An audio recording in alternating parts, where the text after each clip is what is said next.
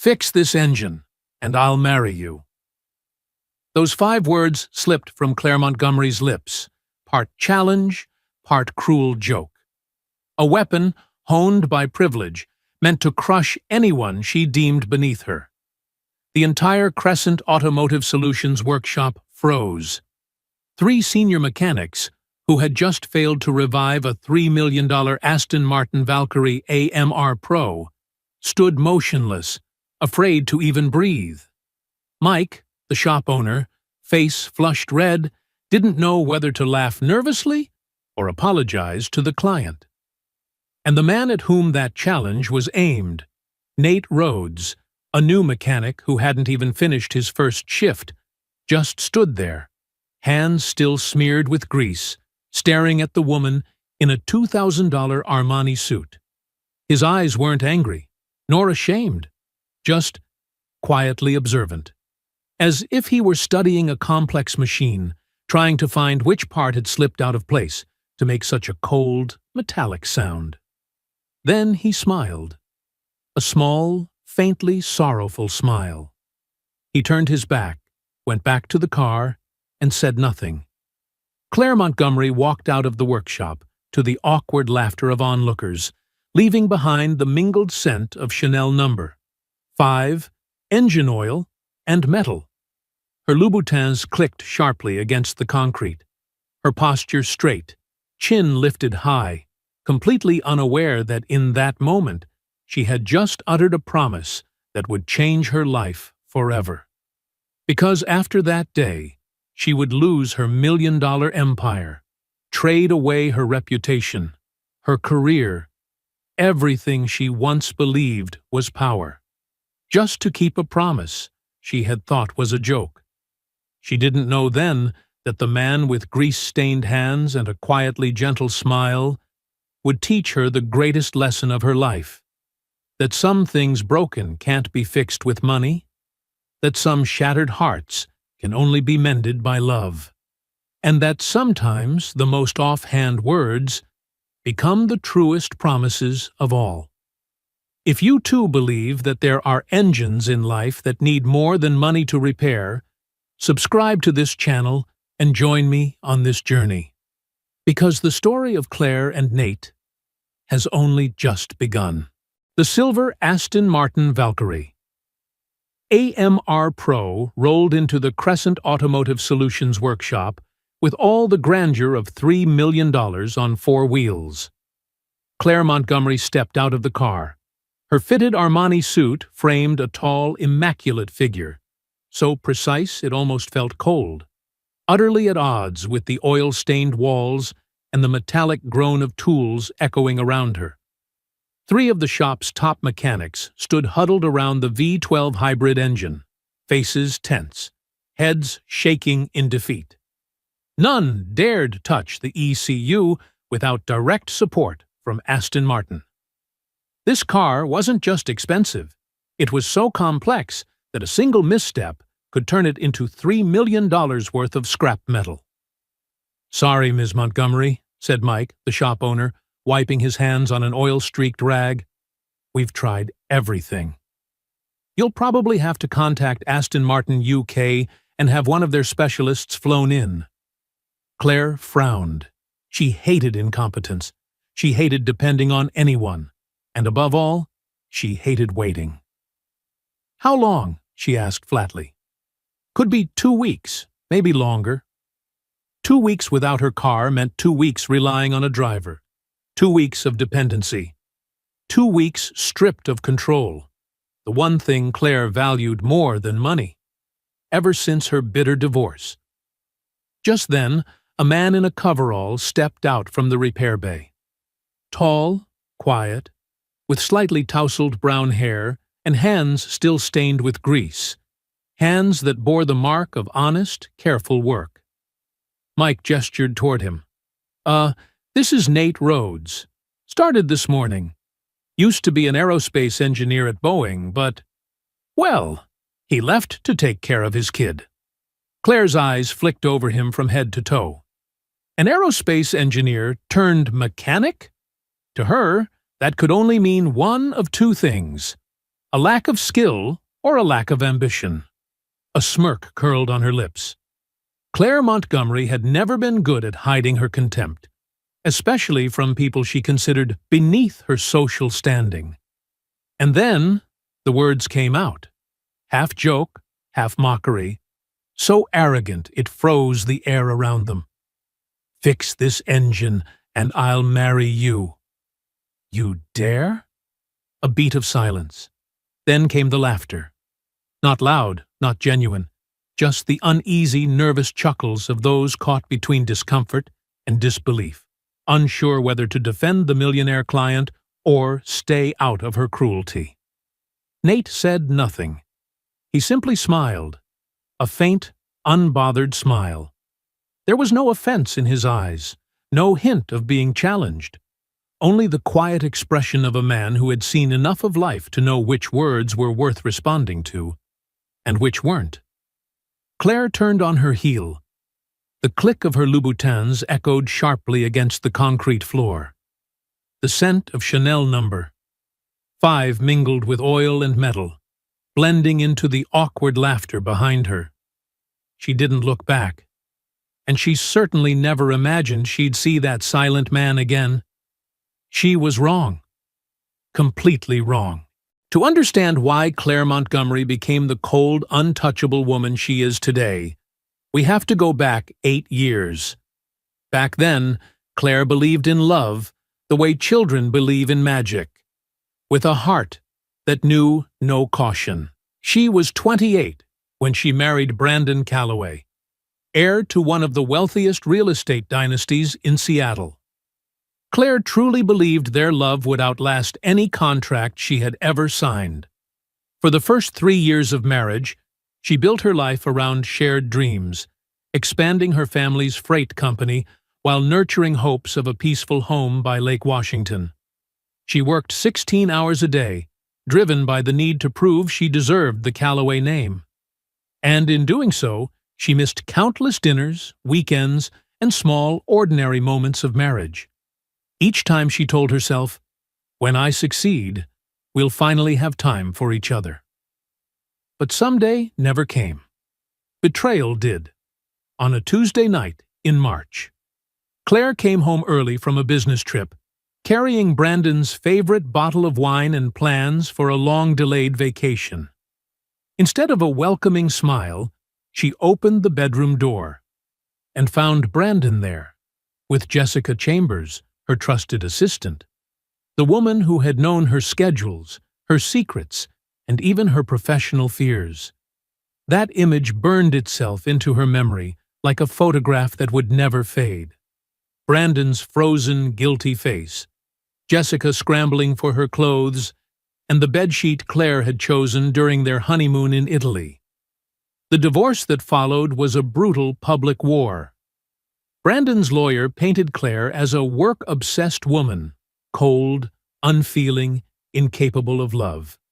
The tabloids devoured the story, dubbing her the Ice Queen of the CEO world. That nickname followed her everywhere, into glass-walled boardrooms, into charity galas, drenched in champagne and camera flashes. When it was all over, Claire buried herself in work as a form of escape. She poured everything she had into Montgomery Global Freight, expanding it with the ferocity of someone who had nothing left to lose. 3 consecutive acquisitions, an international logistics network, and an ironclad reputation. No one could deny her brilliance. But that success came at a cost. She stopped dating. She built walls around herself so high that no one could ever reach her. People called her a visionary, but impossible to work for. Employees whispered that she could make a room feel colder with just one glance. No one had seen her truly smile in years. And she treated every man who pursued her as though he were proposing a hostile takeover. "Love is a luxury I can no longer afford," she once told the only friend she had left. "It makes people weak. And weakness is something I will never allow myself to have again." Meanwhile, Nate Rhodes's story unfolded in the shadows of airplane hangars and hospital corridors. He had once been one of the most promising aerospace engineers in his division at Boeing, the kind of rare mind that could spot a flaw in a complex system even before anyone else sensed a problem. Colleagues admired his gift for seeing hidden patterns within chaos, for understanding how thousands of mechanical components worked together to create something greater than the sum of their parts. Nate married his college sweetheart, Hannah, a pediatric nurse with gentle hands and an endless well of patience. They had planned their life with the precision of an engineering blueprint: career growth, a house in the suburbs, and children raised in safety, love, and abundance. But Hannah died 3 months after giving birth to their daughter, Stella. Her body couldn't overcome complications that doctors said occurred in fewer than 1% of all deliveries. Nate held his newborn daughter in the hospital room where his wife had just taken her last breath, feeling as though his entire world had collapsed, folding in on itself into a single crushing point of grief and responsibility.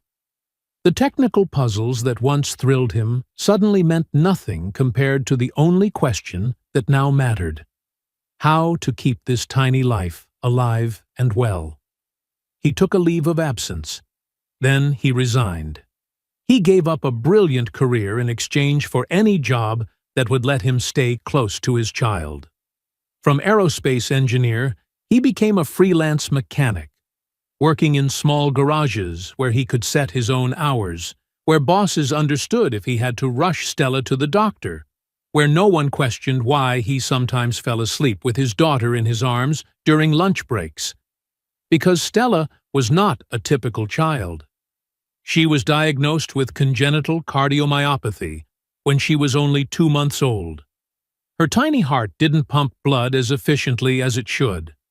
That meant daily medication, constant checkups, and a life limited by early fatigue and the ever-present fear of what might come next. One day, the doctor had said, she may need surgery, maybe even a heart transplant if the medication stops working. But for now, we take it one day at a time. Nate learned to check his daughter's heartbeat as naturally as checking the time. He learned to recognize the signs of exhaustion before Stella herself could feel them. He learned to balance work, fatherhood, and a quiet, gnawing fear. The fear that someday he wouldn't be good enough, fast enough, alert enough, and that he would lose his daughter, just as he'd lost his wife. "Daddy, you're really good at fixing things," little Stella would often say, her voice full of innocent faith. "You can fix anything that's broken." But Nate knew the truth. Some things that break can never be fixed. Some losses are never replaced. And all the skills, theories, and tools in the world couldn't mend a small, failing heart that grew weaker with every passing day. That night, after the shop had emptied out and the last echoes of laughter had faded, Nate Rhodes stayed behind, alone, with the Valkyrie. Claire Montgomery's mocking tone still replayed in his mind, along with the look of disdain she had given him, just another blue-collar worker, beneath her notice. But Nate had seen something else too, a $3 million machine no one could fix, and a woman for whom that machine had become a perfect metaphor for her own isolation. He approached the engine, not out of wounded pride, but with the quiet curiosity of a true craftsman. The Aston Martin Valkyrie's hybrid system was a masterpiece of engineering complexity, an intricate fusion of a V12 combustion engine and an electric motor connected by a sophisticated energy recovery network. Most mechanics would have been overwhelmed by the swarm of sensors, actuators, and control modules communicating in a chaotic mechanical symphony. But not Nate. He saw it differently. To him, every system, no matter how complex, was ultimately just a collection of individual parts that needed to understand and communicate with each other.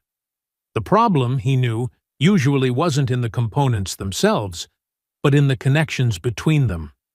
He traced every wire and power line with the patience of someone who had once designed aircraft navigation systems. Every voltage reading, every faint signal. He checked them all with tools simple, almost primitive compared to the advanced aerospace equipment he used to handle. The dashboard showed that all readings were normal, yet the engine control unit kept throwing out nonsensical error codes, codes that shouldn't even coexist within the same system. For more than 2 hours, Nate combed through every junction, every ground wire, every data link between the engine and its electronic brain. And when he finally found the cause, he almost smiled. The fault was small, elegantly small. A voltage converter buried deep inside the hybrid structure had been grounded incorrectly. The misalignment was too minor to trigger a safety alert, but it created just enough electrical interference to make the system misread its own signals and shut the drivetrain down. It was the kind of mistake anyone could make, but only someone with discipline and patience could find. And Nate was exactly that kind of man. He made the correction with care, double-checked every step, ensuring his fix didn't cause new errors elsewhere.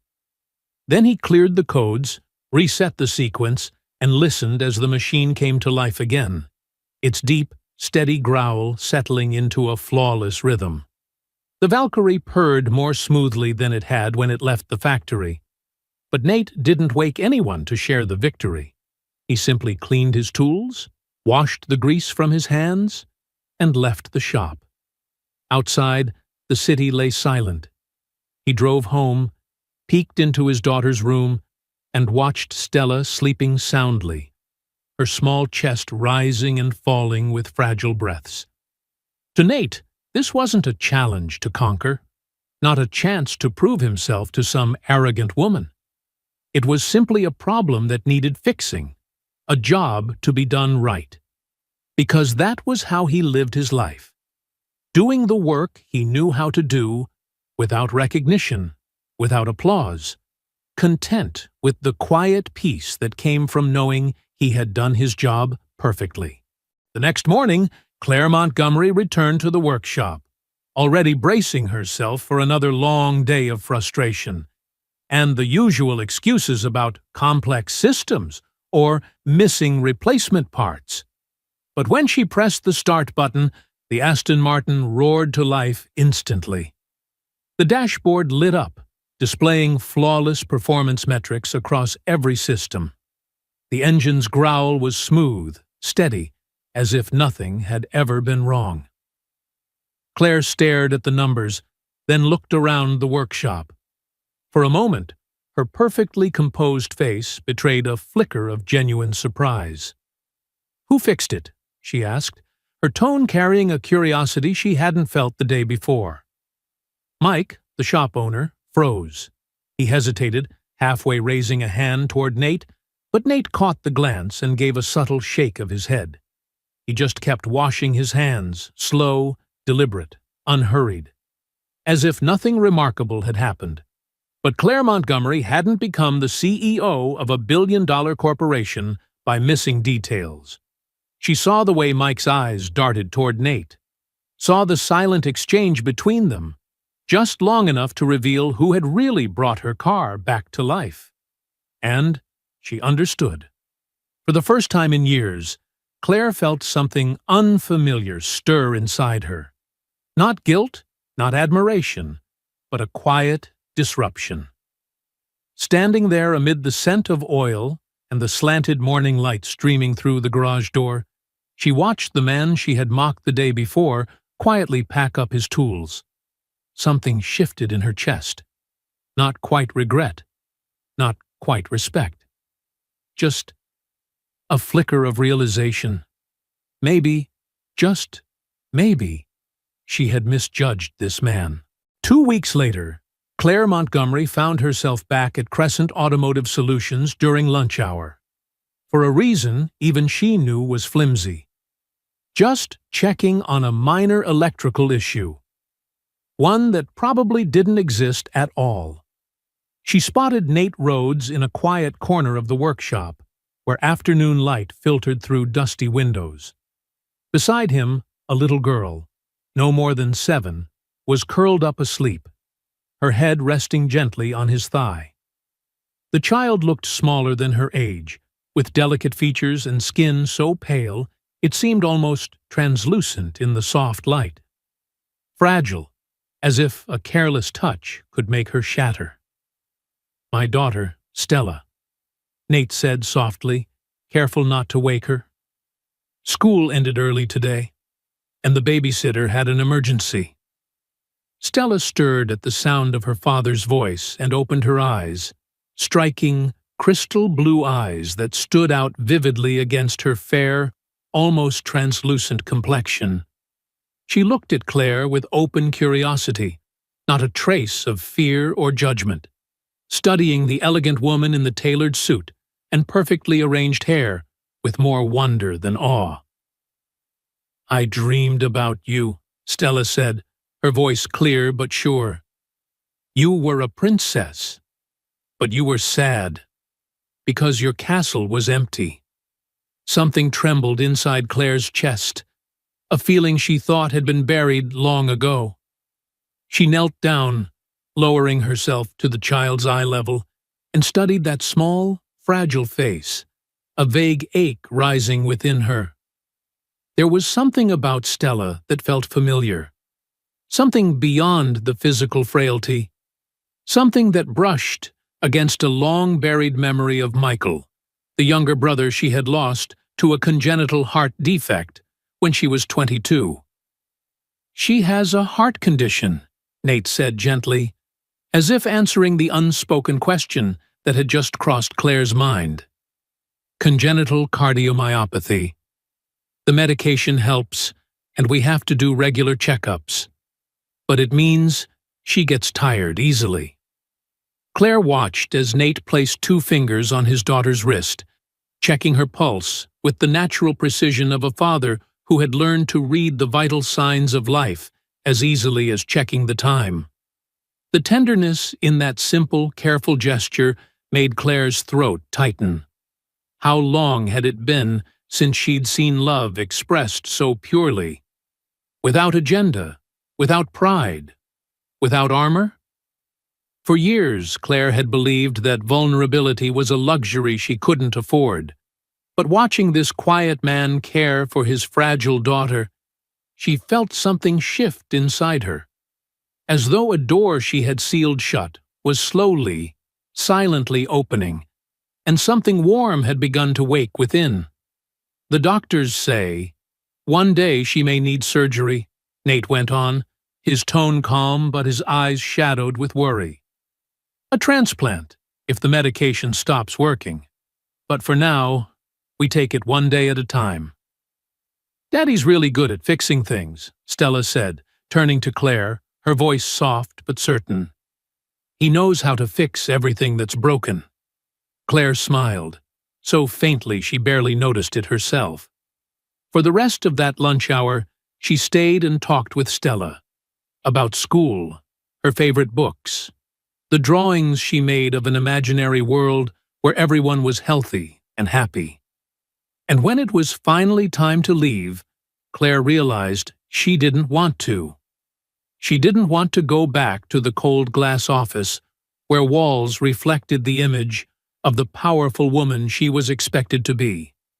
She didn't want to drown again in endless meetings, strategic plans, and performance charts, things that once felt vital, but now seemed strangely hollow. She looked down at the Cartier watch on her wrist, the gift she had bought herself when her company hit its first billion-dollar revenue milestone, and she realized how cold it felt. Colder, by far, than the tiny hand of Stella Rhodes that had just waved goodbye. In the weeks that followed, Claire Montgomery began to form a new habit, one she didn't quite dare to name. During her lunch breaks, she would drive to Crescent Automotive Solutions, always armed with a plausible excuse, checking the electrical system, or asking a few more questions about the hybrid engine.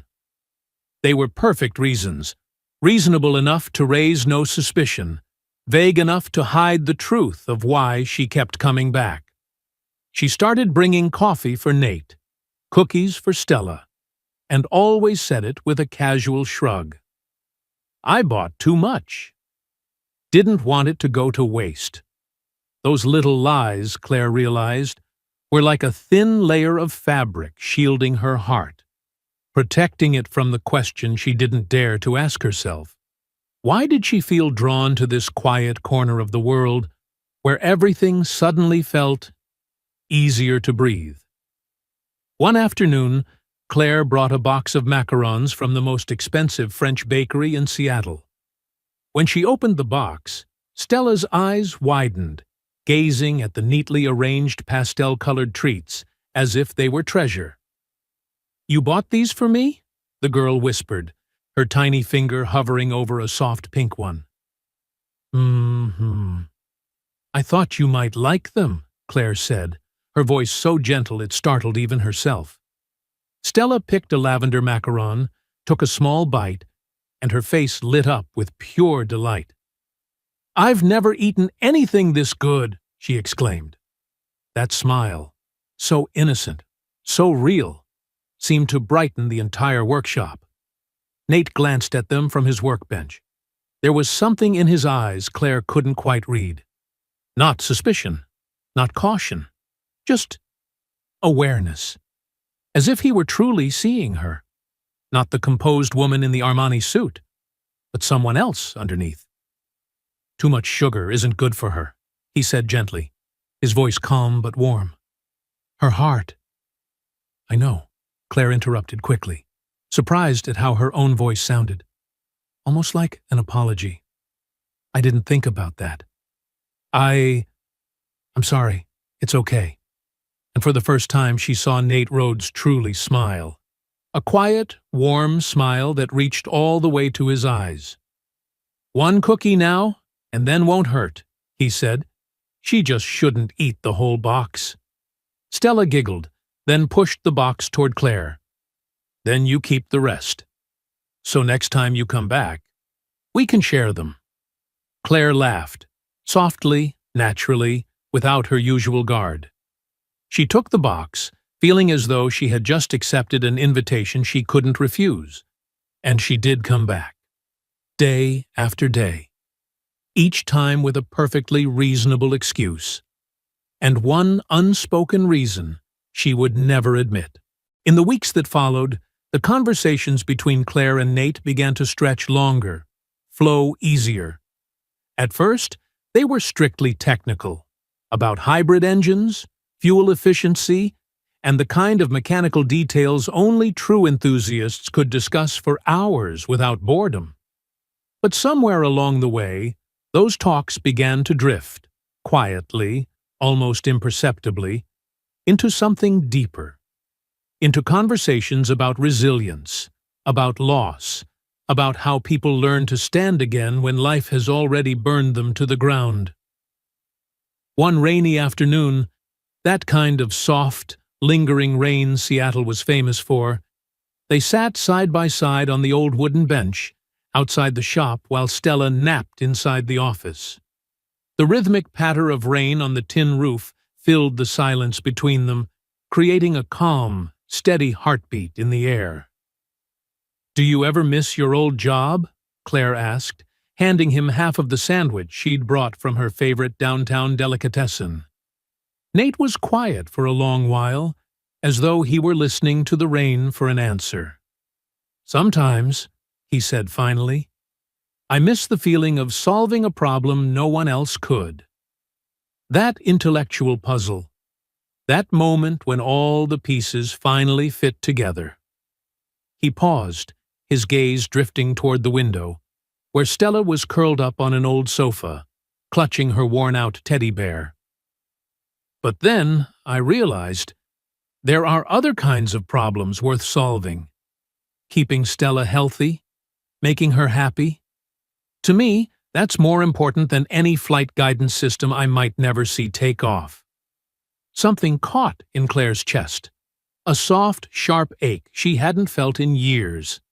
She had spent her entire life chasing the big things: million-dollar deals, headlines, admiration, power. But sitting here, in the quiet rhythm of the rain, beside a man who had given up everything to hold on to the one thing he loved most, she wondered if she had been measuring success all wrong.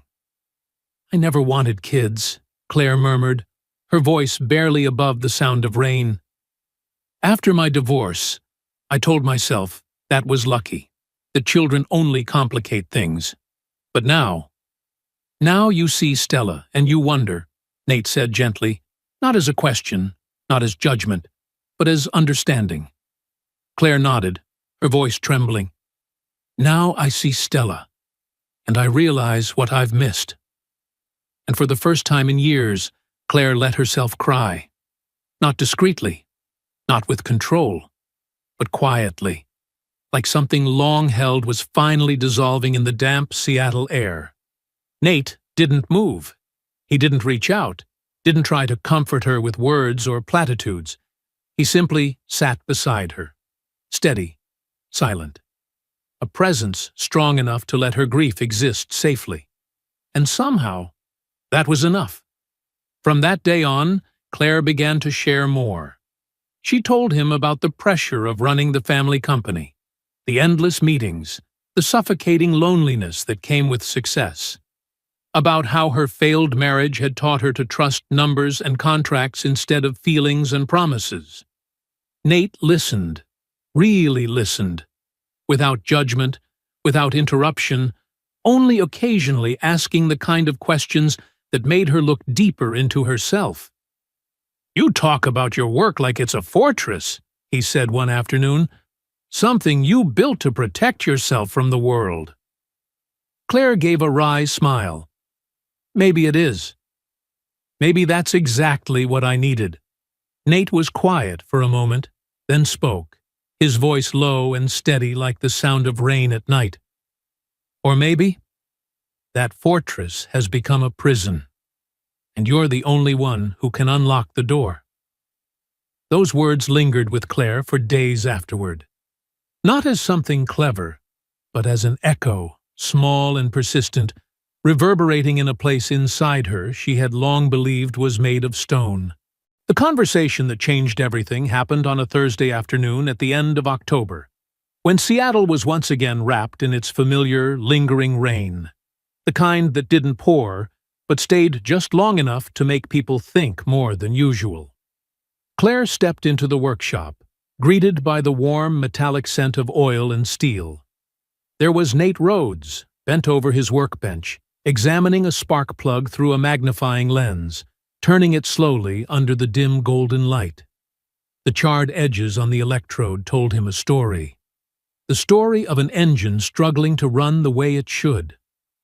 Claire stood there for a few minutes, silently watching him work.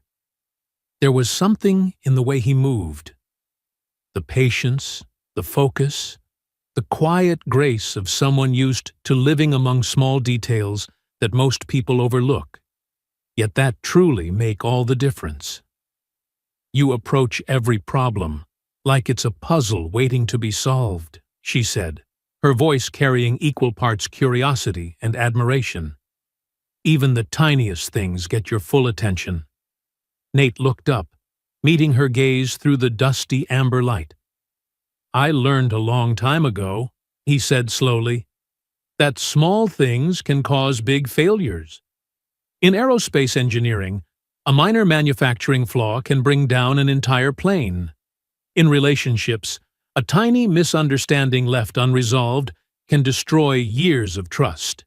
And, with Stella," his tone softened, "a missed dose of medicine, or a small symptom ignored, can mean the difference between life and death. So yes, I pay attention to the details." Claire said nothing.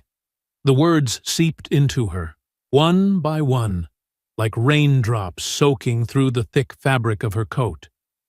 She thought of the years she'd lived, the mergers, the board meetings, the endless late nights under fluorescent lights. She had devoted all her energy to the big picture, to multi-million-dollar strategies, to growth curves and profit margins. And in doing so, she had ignored the small signals, the glances, the silences, the words left unsaid, the very things that might have saved her marriage, or at least the part of herself that still knew how to feel. She had believed that bigger was always better, that control meant safety, that emotional distance was a mark of professionalism and strength. But standing here, in the soft, dust-filled light of the workshop, those beliefs suddenly felt fragile. "What if you're wrong?" Claire asked quietly. "What if paying too much attention to every little thing just means living in constant fear that everything might fall apart?" Nate smiled, one of those rare, unguarded smiles that made his usually calm face come alive. "Then at least," he said, "when it all does fall apart, I'll know I did everything I could to stop it. And sometimes, if you really pay attention, you can fix the small things before they turn into disasters." Silence settled between them after that. The soft tapping of rain on the metal roof, the fading light filtering through dusty windows, and two people, both of whom had spent years hiding behind discipline and logic, stood there quietly. Two people who had built walls around their hearts. Now, slowly, we're learning how to open the first small doors. The storm began with a single photograph. Marcus Chen, an automotive blogger who made his living capturing candid moments of luxury car enthusiasts, happened to be at Crescent Automotive Solutions that day to shoot a rare Porsche 911 GT3 RS. But instead of the car, he saw something else, and instantly knew he had stumbled upon media gold. Claire Montgomery, one of the most celebrated CEOs in the logistics industry, was sitting on an old workbench in the garage, sharing a modest lunch with a man in a grease-stained coverall. Beside them, a little girl played with toy cars, laughing freely. Afternoon sunlight streamed through the workshop window, casting a soft, golden warmth over the three of them. A moment so unexpectedly tender, so disarmingly human, that Marcus didn't hesitate. He lifted his camera and clicked. The caption he chose turned an innocent moment into a media explosion. "The Ice Queen melts for a blue-collar Romeo. CEO Claire Montgomery's secret love at a repair shop." Within 24 hours, the photo went viral. Thousands of shares, hundreds of reposts. Financial publications dove into Claire's private life with the same ferocity as entertainment tabloids. The contrast between her public image, the steel CEO, and the gentle sunlit scene in the photo was irresistible. Then the flames spread. An anonymous former employee of Montgomery Global Freight leaked details of Claire's brutal divorce and her years of loneliness that followed.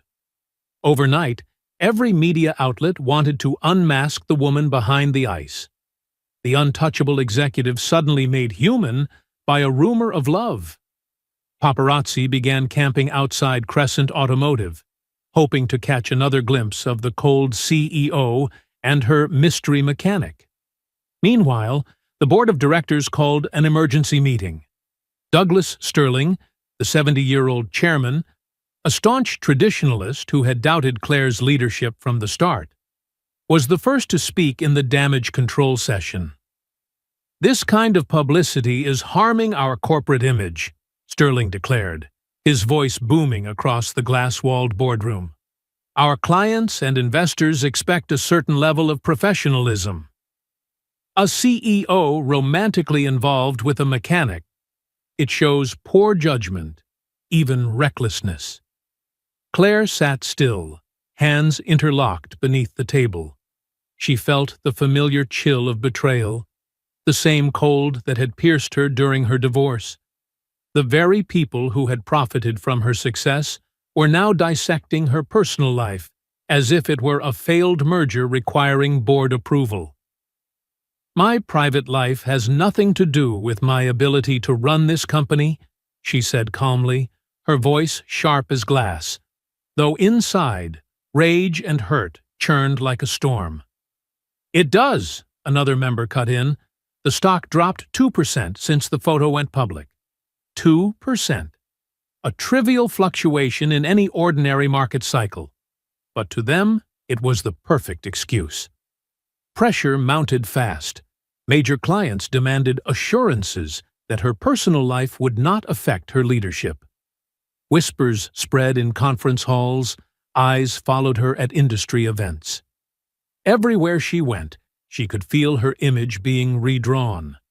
Not as the commanding CEO, but as a woman who had lost focus, who had let emotion cloud judgment. And so, Claire realized she was facing an impossible choice: to protect her right to personal happiness, or to protect the empire she had built with her own blood, her tears, and her solitude. It was a choice between two versions of herself: the steel executive who had sacrificed everything for success, and the woman who had just begun to learn how to love again, honestly, openly, without armor. That night, before the scheduled press conference, Claire sat alone in her corner office at Pioneer Square, staring out at the Seattle port. Stacks of metal containers glowed under the floodlights, their reflections rippling across the dark water. Each one a symbol of the empire she had built from ambition, discipline, and loneliness. Her phone buzzed softly. A message from Nate. "Stella asked about you. She drew you a picture. A princess finding her way home." Claire stared at the screen. The words blurred through her tears, and for the first time in a very long while, she wasn't sure she still belonged to the cold world behind the glass. The press conference was scheduled for Friday morning, inside the gleaming steel and glass headquarters of Montgomery Global Freight. Claire Montgomery stood behind the podium, dressed in her most commanding power suit. Stiff collar, hair tied neatly in a bun, every detail calculated to perfection, as if she were preparing to negotiate a billion-dollar merger instead of speaking about her own heart. In front of her, cameras and microphones piled up like a metallic forest. The flashes burst like cold lightning, a storm of light and silence. The journalists in the room waited, eager for spectacle, a romantic confession, or a dramatic denial, something to keep their headlines alive for another few days. But Claire gave them neither. What she delivered instead was a masterclass in corporate crisis management. "The recent media attention surrounding my personal life," she began, her voice steady, her expression unshakable, "is based entirely on speculation and misunderstanding." She paused, scanning the room, each word chosen and dropped with the precision of a blade. "I have no romantic involvement with any employee of Crescent Automotive Solutions. The photos in question capture a routine discussion about vehicle maintenance. Nothing more, nothing less. I encourage the media to focus on Montgomery Global Freight's record-breaking quarterly performance, rather than inventing fictional stories about my private affairs." She finished, lips pressed together, her poise flawless. Voice calm, expression controlled, every line exactly what the world expected from a legendary CEO. And for that very reason, it was a perfect lie. At the workshop, Nate Rhodes watched the broadcast on an old TV in the small, cluttered office of Crescent Automotive. Stella had fallen asleep in his arms, her breathing soft and shallow after a long day at school. The bluish light from the screen washed over Claire's face. The woman he once believed had finally learned to smile for real. But now, he saw the mask slide back into place. Cold. Precise. Untouchable. He didn't feel anger, nor resentment. Only a deep, quiet sadness for the woman on that screen. The woman who had dared, for a fleeting moment, to open her heart, only to lock it again. As if happiness were a sin she could not afford. She was afraid, and her fear had driven her to choose safety over joy. The next morning, as the rain over Seattle finally stopped, Nate arrived at the workshop early. He folded his tools carefully, wiping each wrench, each screwdriver, with the deliberate tenderness of someone saying goodbye. No one asked questions, and he offered no explanations. He simply left his resignation letter on Mike's desk. Short, direct, without excuses. He kissed Stella's forehead before dropping her off at school, promising to make her favorite soup that evening, and watched her run toward the classroom doors. Then, without a word, he walked away from Crescent Automotive Solutions, quietly, just as he had once walked into Claire Montgomery's life. No forwarding address, no message, no dramatic farewell for the world to speculate about. He simply left. 3 days later, Claire Montgomery returned to the workshop. She expected to see Nate in his usual place. At that cluttered workbench, sleeves rolled up, hands streaked with oil, eyes calm and steady behind the quiet focus of a man who never rushed. But the space was empty. The toolbox was gone. Only the faint scent of motor oil lingered, a trace of an honest presence that had once filled the room. Grounded, patient, and now gone. Mike, the shop owner, looked at her with a sigh. He was the best mechanic we ever had, even if he was only here a short while. "Did he say why he left?" Claire asked, trying to keep her voice composed, though the fracture beneath it was impossible to hide. Mike met her gaze for a long moment, long enough for understanding to pass between them. Then he asked softly, "Do I really need to say it, Ms. Montgomery?" The question slipped past her armor like a needle through steel. For the first time since her divorce, Claire felt truly alone. The company's stock had recovered. The media had moved on to their next target. The board congratulated her for flawless crisis management. She had protected her image, preserved her empire, and upheld her reputation as the unbreakable CEO. But all that was left were numbers. Empty, echoing, meaningless. No report could fill the silence where Stella's laughter used to be, or replace the quiet steadiness of Nate's presence. So, Claire buried herself in work, as if productivity could drown out pain.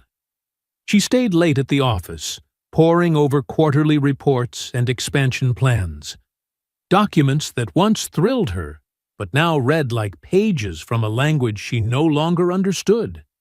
She attended conferences, charity galas, endless board meetings where people praised her resilience. The compliments sounded hollow, like consolation prizes for a game she no longer wanted to win. At night, alone in her Elliott Bay penthouse, Claire sat motionless before her phone. Her finger hovered over a single contact, Nate Rhodes. But, as always, she never pressed call. What could she possibly say? "Sorry for denying you in front of the world? Sorry for choosing my empire over the only thing that made me feel alive?" Or perhaps the truth, that she was still the same woman, too afraid to risk everything, even when she knew exactly what truly mattered. 3 weeks after Nate's departure, Claire's phone rang. The voice on the other end was unfamiliar, calm, professional, edged with worry. "Hello, Ms. Montgomery. This is Dr. Lauren Reed, pediatric cardiologist at Seattle Children's Hospital. I'm calling because you're listed as the emergency contact for a patient named Stella Rhodes." The words hit Claire like a physical blow. She gripped the phone tighter. "Stella was just admitted for emergency surgery," the doctor continued. "Her condition deteriorated rapidly. We need to replace a heart valve immediately. But there are issues with insurance and payment clearance. Her father..." Mr. Rhodes is trying to handle everything alone, but frankly, he looks exhausted." Claire didn't hesitate. She drove straight to the hospital, not thinking of the press, the shareholders, or the carefully built image she had spent years maintaining. When she reached the cardiac ICU, she found Nate slumped in a plastic chair, his head buried in his hands. The sterile hospital light made him look pale, hollowed out, as if sleepless nights had stripped away everything but raw endurance. Scattered around his feet were sheets of technical sketches, crude drawings of a mechanical heart valve, pencil notes scribbled in the margins. And in that instant, Claire understood. This was how Nate coped with the uncontrollable, by trying to build something, anything, that might make sense of the chaos. When he finally looked up and saw her, there was no surprise in his eyes, only quiet gratitude, and a grief so deep it no longer had the strength to speak. Claire sat down beside him. No explanations, no apologies. Her presence, steady, silent, unwavering, was all she had to offer. It was her way of saying, "I'm here." They sat there side by side, in that fluorescent corridor where the lights never dimmed. Two people who had once built walls around their hearts, now reduced to a single fragile hope for a 7-year-old girl who had taught them both what unconditional love truly meant. "I should have stayed in aerospace," Nate murmured, his voice breaking, the words barely audible, half confession, half self-blame. The insurance would have been better. The pay higher. Maybe I could have gotten Stella preventive care earlier. Maybe none of this would have happened. His voice was raw, exhausted, trembling with fear. Claire reached for his hand, the rough, calloused hand of a man who'd built his life on hard work, now shaking with fatigue and despair. "You've given her something money could never buy," she said quietly, her tone steadier than the storm of emotion behind it. "You gave Stella a father who shows up, someone who notices when something's wrong before anyone else does, and who loves her enough to give up everything for her." Nate looked up at her, and for the first time, Claire saw a crack in that calm, steadfast composure that had always surrounded him. Tears slid down his worn face, the face of a man who had endured everything in silence. "I can't lose her," he whispered. "Stella's all I have left of Hannah. She's the only thing that makes this life make sense." Claire's grip on his hand tightened. "You won't lose her," she said, and in that moment a decision formed in her mind, sharp and certain. "I promise you." Over the next 6 hours, while Stella lay on the operating table, Claire acted. No hesitation, no press statements, no need for credit. She made calls to every medical contact she'd ever funded through her company's philanthropic programs. She arranged for the hospital's top pediatric cardiac surgeon to join the team mid-procedure. She authorized every cost, granting access to the newest experimental techniques regardless of insurance limits. And while she waited, she created something new. The Stella Rhodes Medical Trust, a fund to guarantee that the little girl would have lifelong care, that no bill, no policy, no bureaucracy would ever stand in the way of her survival. She didn't tell Nate. She didn't want his gratitude.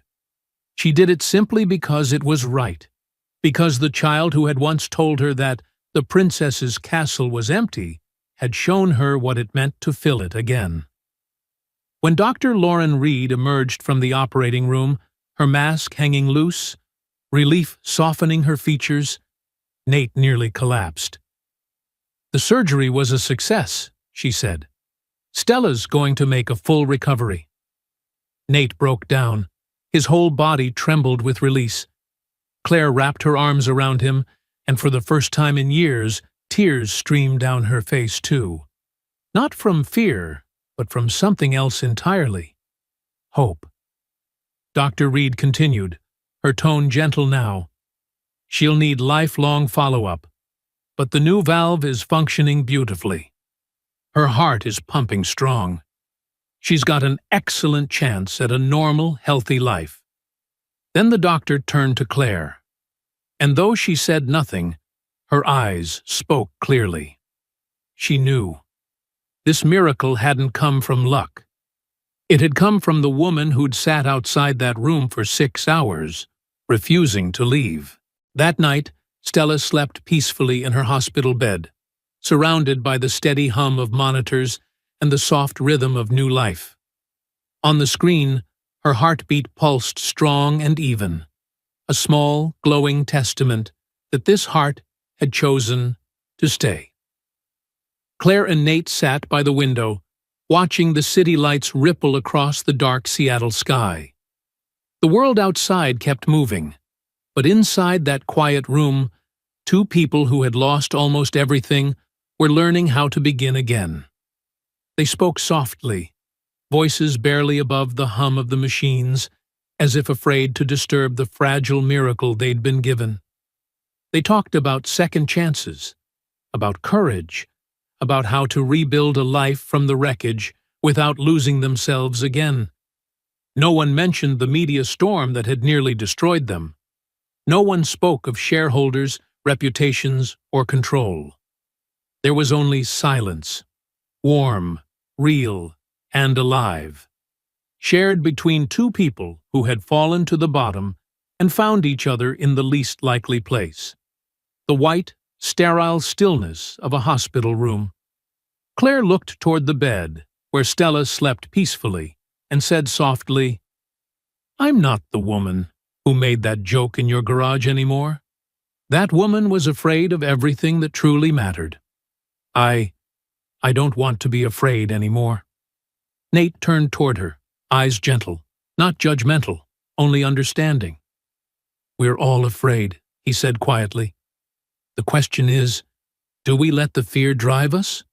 Or do we keep walking, even while we're afraid?" Claire said nothing, but in the silence that followed, something inside her broke open. Softly, honestly. She realized that for years she had built an empire, a brand, a legend, only to end up alone inside it. That success without connection was just an elegant form of loneliness, and that no amount of money in the world could ever buy the simple human warmth she had found here, sitting beside a hospital bed, next to a man who had taught her what love truly meant, and a child whose small, steadfast heart had reminded her how to feel again.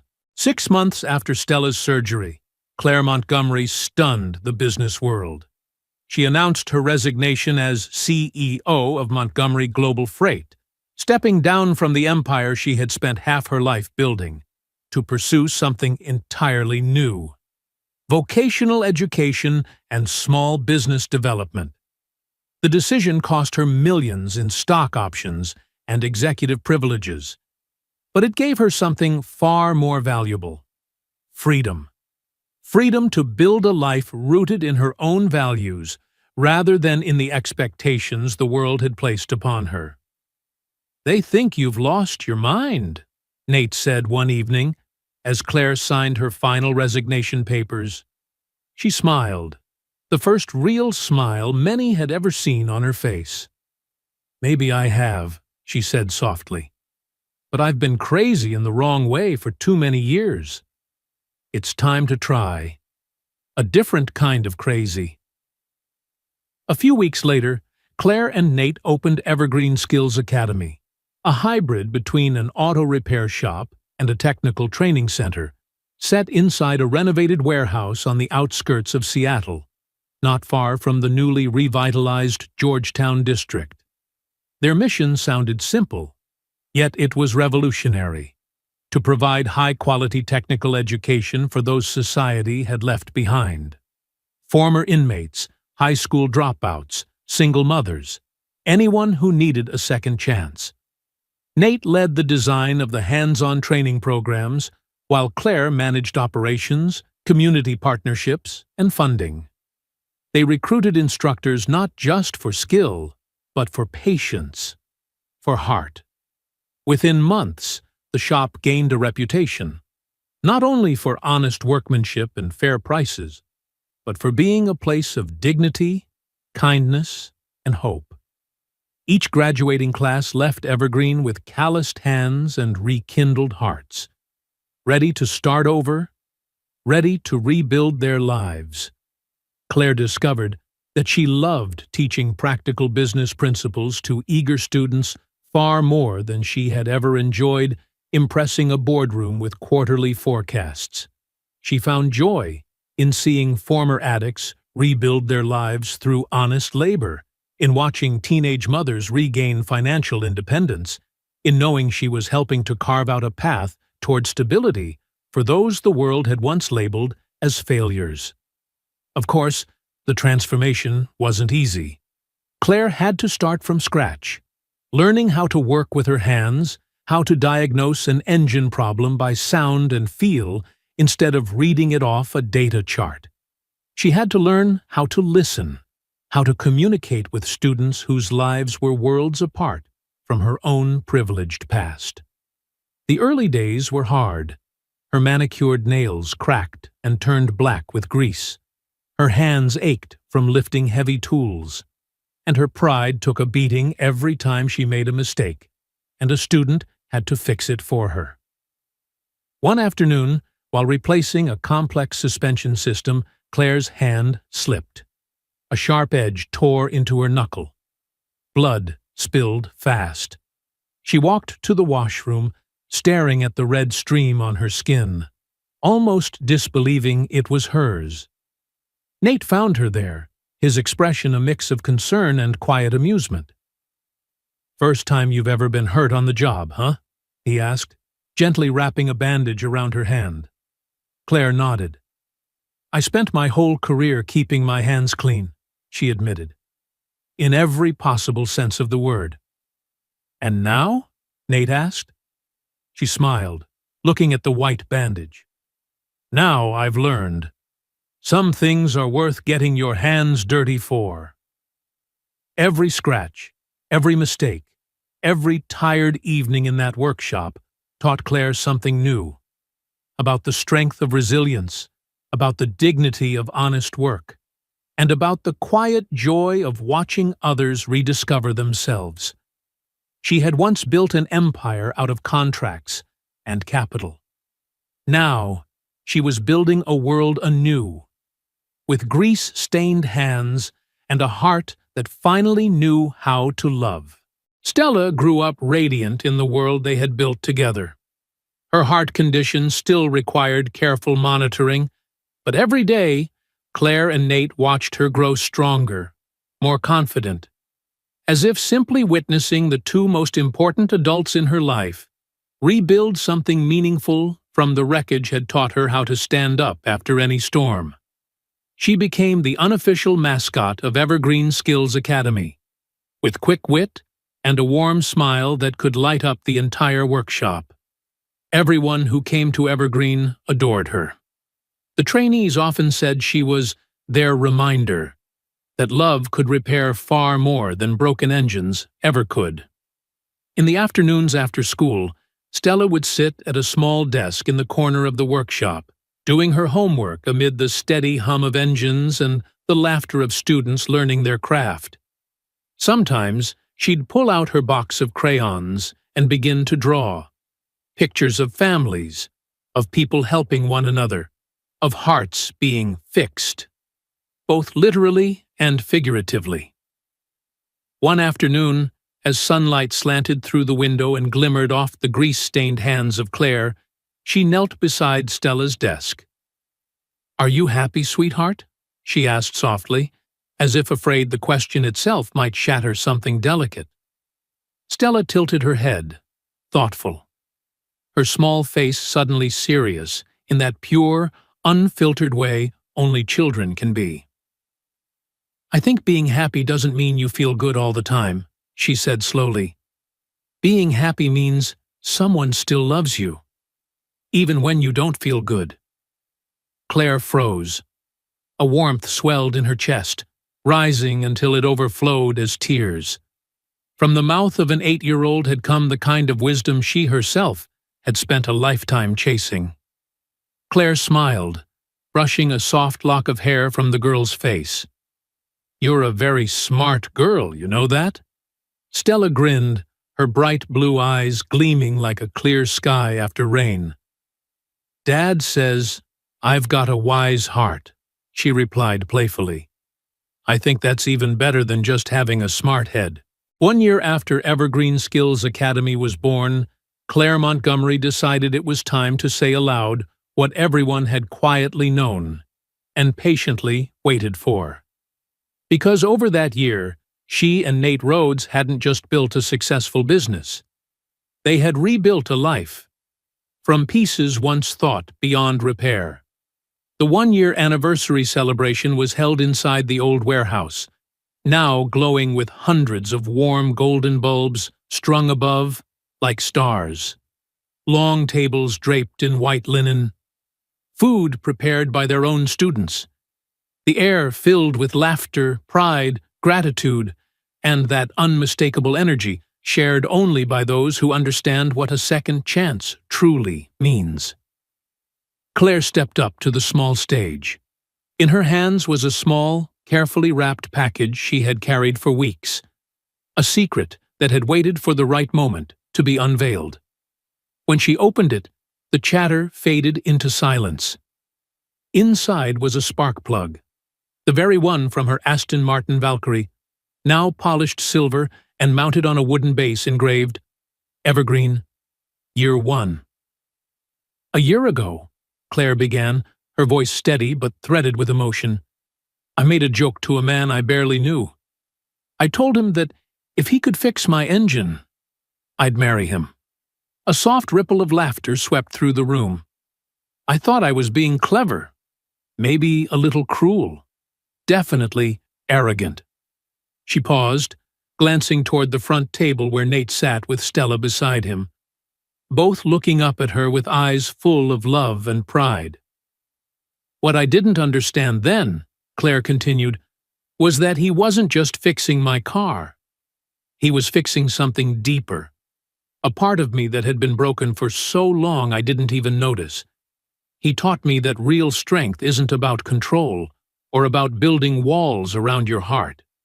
Real strength is showing up, every day, for the people you love, even when there's nothing glamorous about it." Claire stepped down from the stage, walked toward Nate, and held out the polished spark plug mounted on its base. An offering, a symbol, a vow. "So, this time," she said softly, her voice trembling, "I'm not joking. You fixed my engine, Nate Rhodes. You fixed my heart. You fixed the way I see the world, and my belief that two broken people can still build something beautiful together." Nate stood, his eyes shining with emotion. From his pocket, he drew a small velvet box and opened it. Inside was a silver ring, inlaid with tiny gears and springs, handmade by Stella herself. It was simple, yet breathtaking.